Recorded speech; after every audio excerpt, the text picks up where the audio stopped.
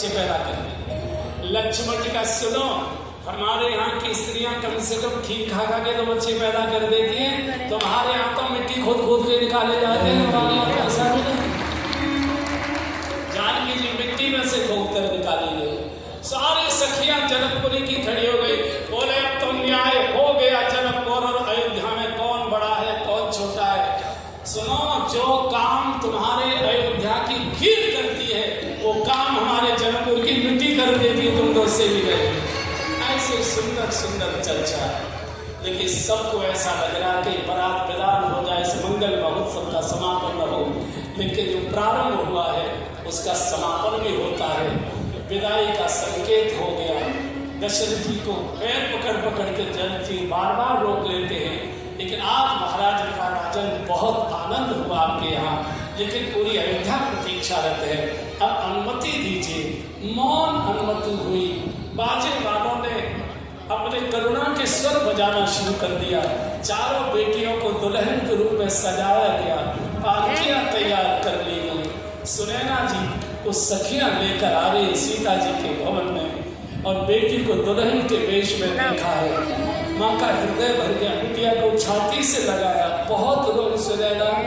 मैं बेटी जानती, मैं ये जानती हूँ कि बेटी पराये घर का प्रसाद होता है। हम तो केवल पालक थे, माता पिता तो बिटिया के पालक होते, मालिक तो उसका कोई और होता। मैं भी अपने माता पिता को ऐसे रुलाकर छोड़ कर आई थी जैसे तू आज हमको रोता हुआ छोड़ कर जा रही। बिटिया मेरी बस एक ही प्रार्थना कि सास ससुर सेवा करे हो। सब गाई आपने सबने अपनी बेटियां विदा की हो, याद करो वो दृश्य। सेवा करे हो पति हो कड़की यसो अनुसरे हो पति हो कड़की यसो